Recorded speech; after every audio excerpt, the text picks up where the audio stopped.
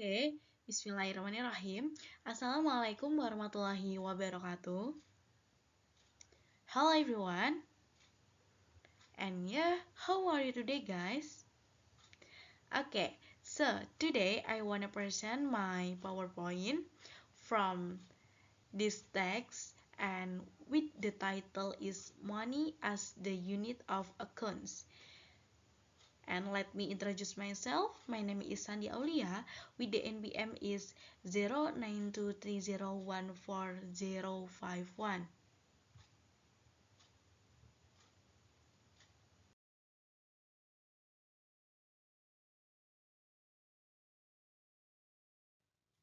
Okay guys, in this slide I wanna explain about the main idea from section A.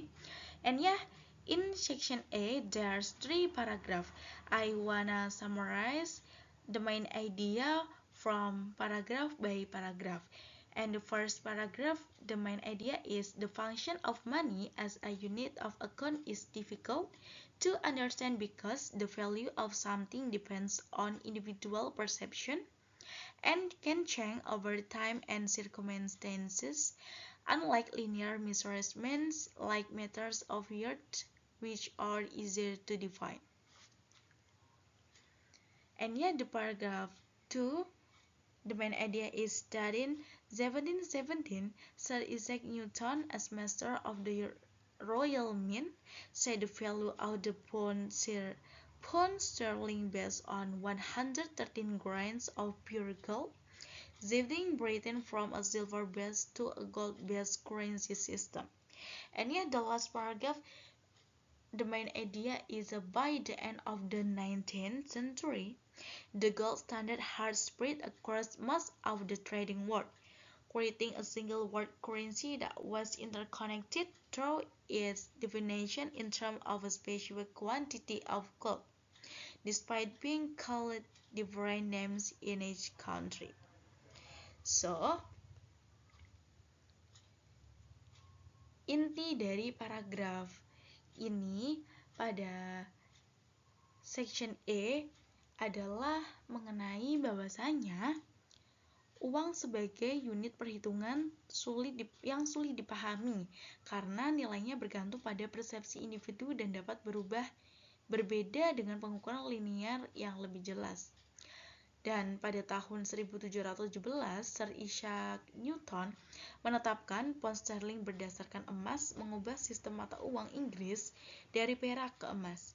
Akhirnya, abad ke-19, standar emas menyebar, menciptakan mata uang global yang terhubung melalui nilai emas, meskipun berbeda-beda namanya di setiap negara.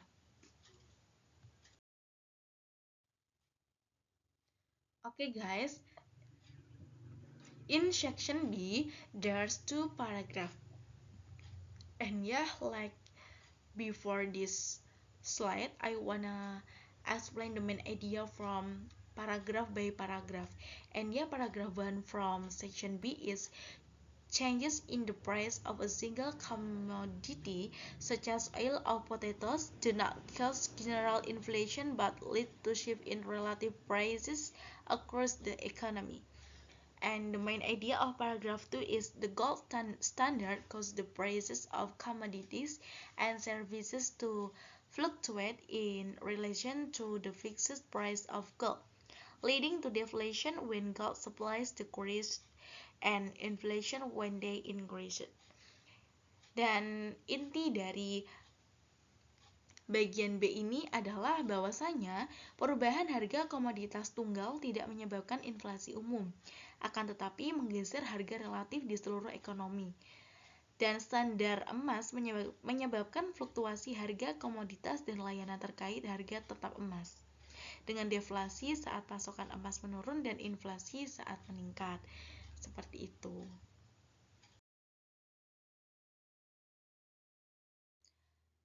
Okay, section C. There's 2 paragraphs. The main idea of paragraph 1 is the end of the gold standard began with the Bretton Woods Agreement in 1946, which fixed currencies to the US dollar linked to gold. But indeed in 1971, when the US stopped exchanging dollars for gold, leading to uncapped money printing and a decrease in currency value. And the paragraph second is the main idea is issue with government fiat currencies is that their value is indefinite and dependent of how much money a government chooses to print, making their future value unpredictable and reliant on political factors, economic calculation like those by the Australian Institute for Public Policy. Often is the estimate future inflation rates based on past experiences. Dan ide utama di bagian C ini adalah akhir dari standar emas dimulai dengan perjanjian Bretton Woods pada 1946 yang mengaitkan mata uang pada dolar US yang terhubung dengan emas. Berakhir pada 1971 ketika US menghentikan pertukaran dolar dengan emas, menyebabkan percetakan uang yang tidak terkendali dan penurunan nilai mata uang. Nilai mata uang fiat pemerintah tidak terdefinisi dan tergantung pada jumlah uang yang dicetak, membuat nilainya tidak dapat diprediksi dan bergantung pada faktor politik. Begitu.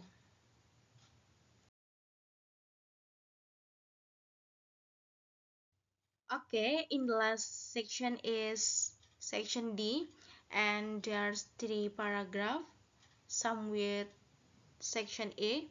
And yeah, the first paragraph is the main idea is the 19th century gold standard not only defined the unit of account but also facilitated global trade, as demonstrated by price differences for goods like meat, which drove investment in shipping technology and opened new markets, benefits both Australian producers and British consumers.